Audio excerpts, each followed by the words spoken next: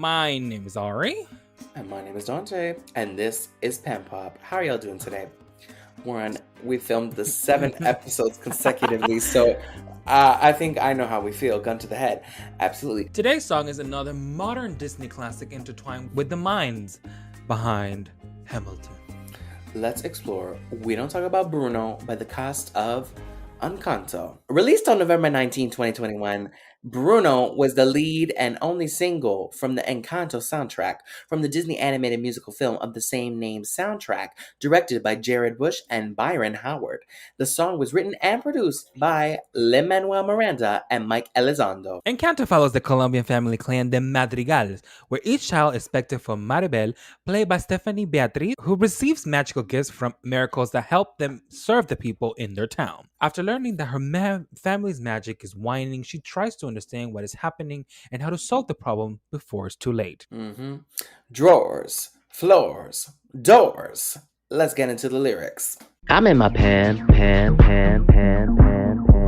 Alrighty, ladies and gentlemen, it's time to get your pens out. That's right, let's get into lyrics and our first thoughts on We Don't Talk About Bruno, no. I remember watching this when it came out on Disney Plus while at home doing school virtually because we were in the middle of the pandemic. And my town was in and out of lockdown, but I was hooked on Disney Plus. I really need to reinstall her, but I took a break because I can't be wasting time watching all these shows. But I was watching Pose, AHS, American Horror Story, Empire, all the new movies, and Lin Manuel will pay for his crimes. And because I say that, because We Don't Talk About Bruno had the audacity to dethrone Adele's Easy on Me, and it would have stayed at number 1 for another 6 consecutive weeks, and it could have matched Mariah's record. It's okay, we'll let the kids have their fun. What I remember about Encanto was I just remember seeing it on my screen, and I was like, you know what? Let me watch this. It looks interesting. Then I mean, my mother watched it too. I definitely I watched the whole thing, seated for it. Lin Manuel, a crime you must pay for. You do not. It's a catchy soundtrack. A queen. Exactly. And it's the queen on queen crime. I think it's mostly attributed to TikTok because it took off, and it was a very good time for it to take off. And I agree. Adele said, "I don't make music for TikTok." Adele, take a lesson here. Take a note. Take a pen. Take a. Hey, girl, I know you don't. Yeah, listen, I love you too, and I'm mad at just as you are. But you say you don't make music for the TikTok. But this is what happens. This is what happens when you don't make music for the TikTok. These people do, and they get on you, and they write it to the number 1, and that's what happens. Okay? So take notes. So for the next time, maybe do a couple TikTok hits. Adele, Dazeem, they're playing the games, and I'm not having the games. Exactly. Well, but anyways, let's get into these lyrics. Ready? We don't talk about Bruno, no. You know, when this first came out, I didn't understand that it was like from the movie. Yeah. So I'm like, why are we talking about? Who's this Bruno person? Bruno Mars? What's going on here? I'm like, no, I thought he was doing Silk Sonic. What's happening? And then I realized it was a new Disney movie. Which I have to say, was there promo around it? Because I don't remember seeing it before.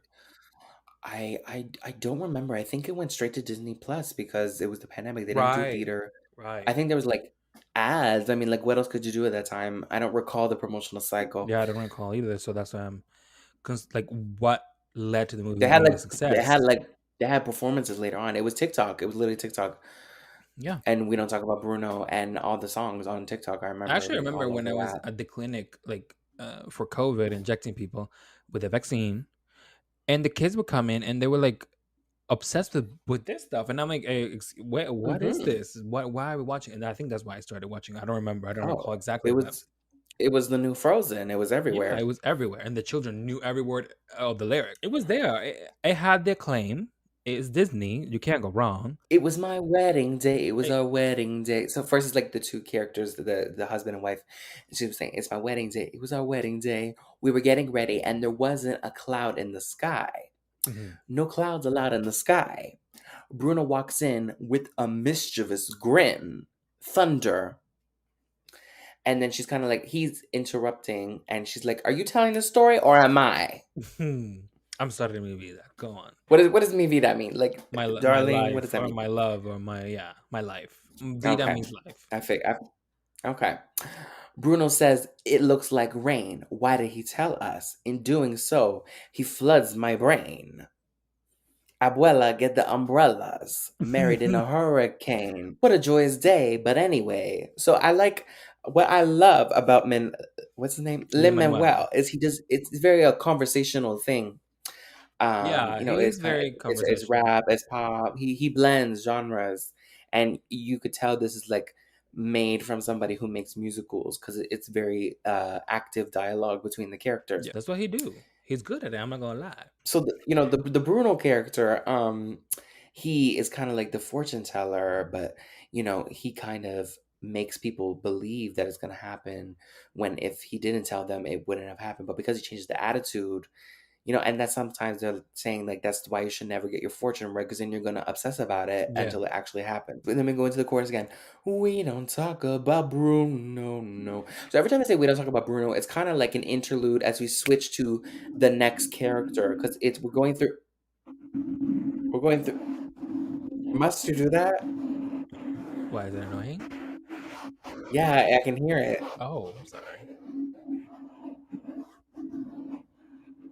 Can you stop, This is please? scratching your brain. So as we don't talk about Bruno, it kind of goes to the next character. We go through each member of the family and their bad experience with Bruno. So we go to the next Yeah. character. Okay. Hey, and this the whispering one, Dolores. The one that's popular on TikTok.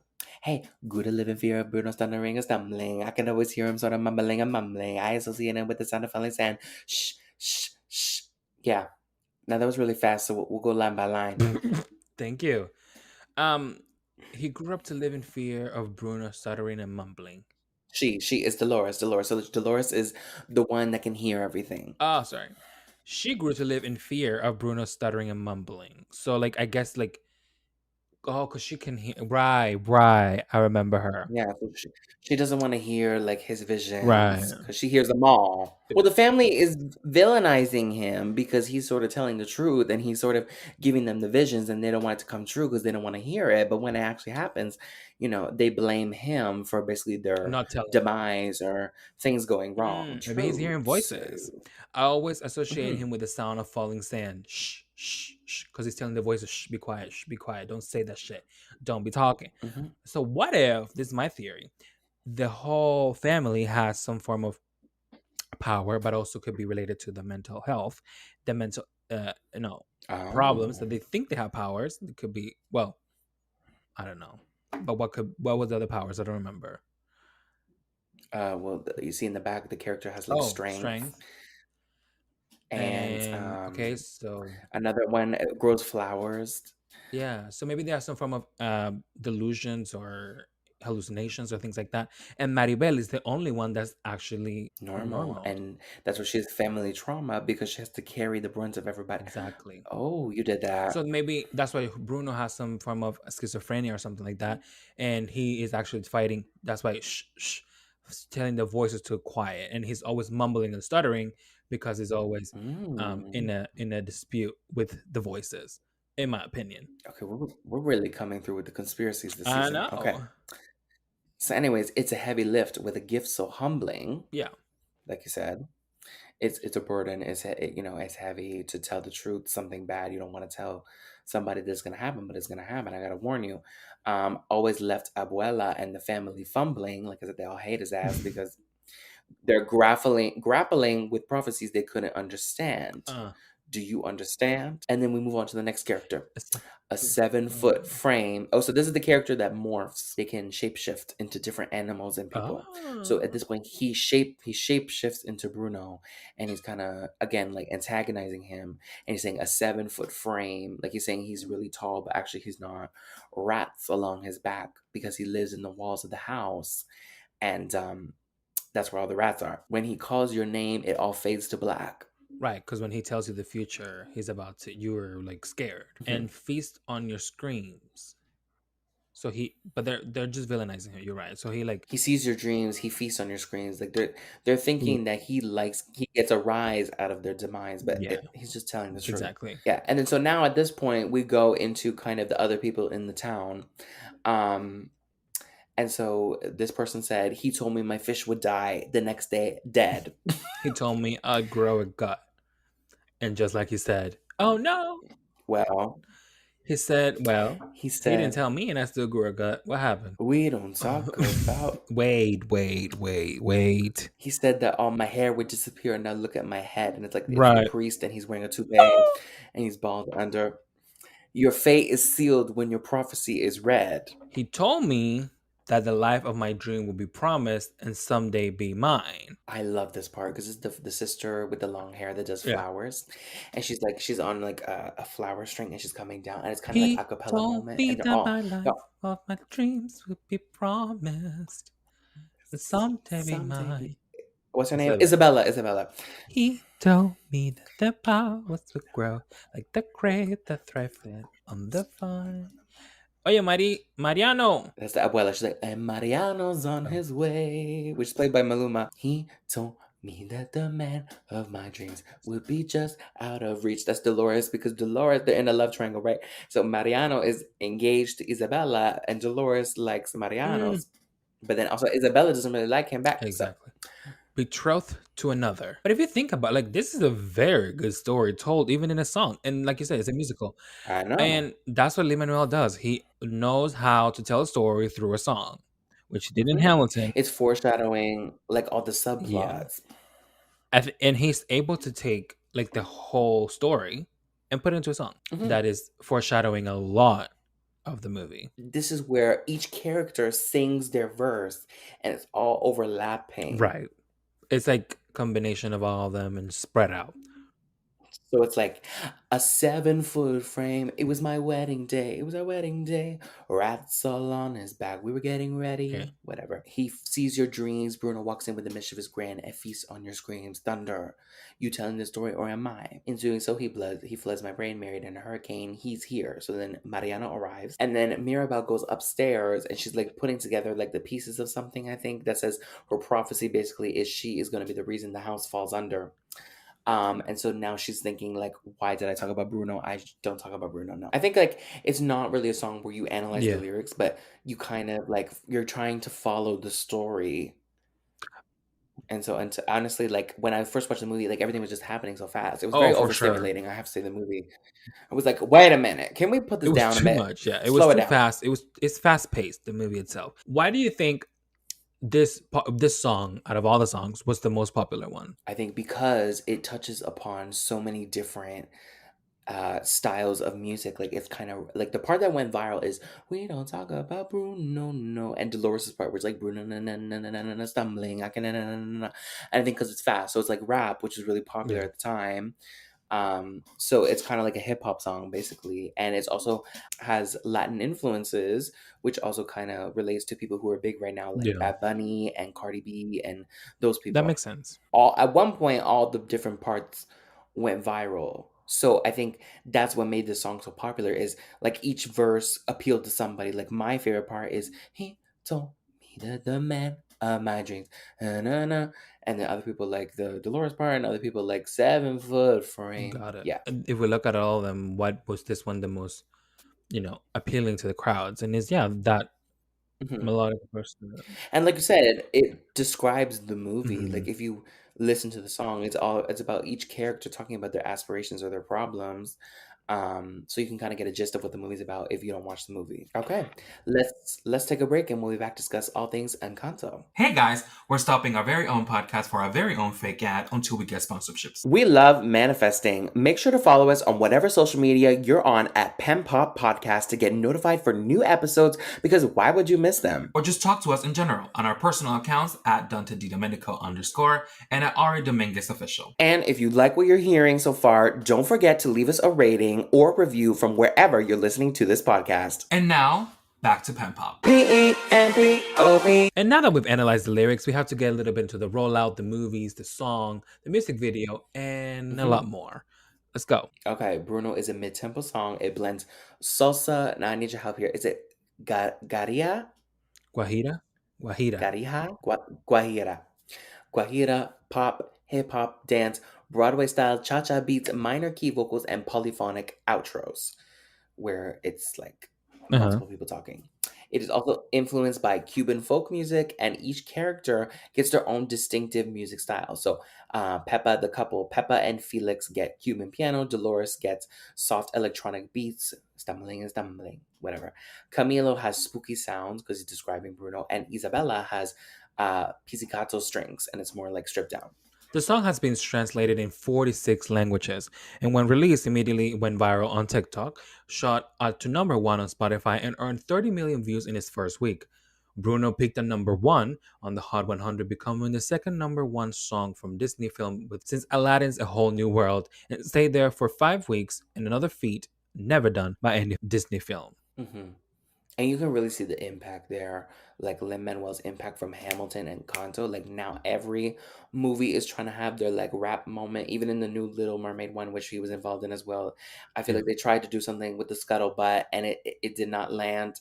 But for the first time, that's where it worked. And even like I don't know, I see a lot of animated movies. They now do little rap parts. They do songs like that where they're trying to emulate that Hamilton style.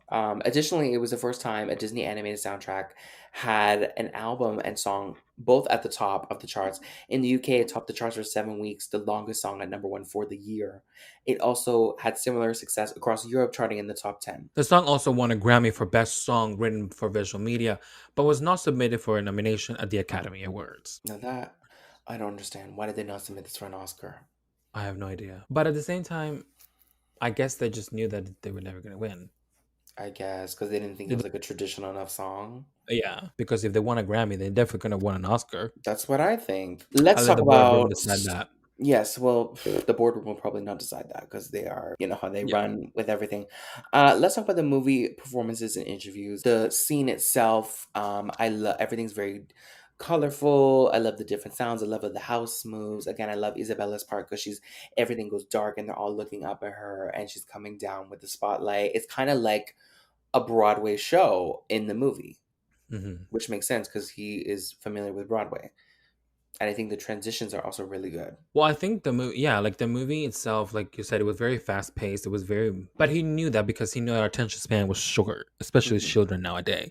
So they had to be fast paced. Not just Yes. him. I'm sure he worked with the director or whatever, the producer, and they knew that that had to happen. So he had to write a fast paced song that also was. I don't think he wrote it for the TikTok intentionally, Hmm. but there was part of it that played into it because if you think about it, he's able to like make the song a number one. Like, I mean, Exactly. who can do that these days? No, Mhm. barely some really artists who are actually working on it. Yeah, like So, up and until it's from a movie, like it's a soundtrack, like mhm, up until Barbie, I just feel like soundtracks have been very lackluster, and this was one of the like this and The Greatest Showman like are two examples that I think of from the late 2010s and Black Panther. yeah. But other than like those ones that are standouts, most soundtrack albums have been flops for me. It's been chops. I just don't really like cartoon. If that makes Hmm. sense, I guess I'm not a child, but Yeah, it's I'm not into the cartoon phase, but I think it did a very good job of being um like real. Like Maribel, she kind of looks like real in a way. yeah. Well, there are people, but you know what I mean. I think it's more authentic because it's not really a plot about an adventure or like a big supernatural force. Like, yes, Yeah, they have yeah, magical powers, but like it's about a family and the it's a family. internal dynamics in the family ultimately. Yeah, So I think that was and really it's relatable to people. yeah. That's why I think like it's the thing about family you can't go wrong is like you have to just understand it a little bit better. But for kids, it's a great movie. Hmm. Kids to learn all about that and have a you know familiar concept to the life.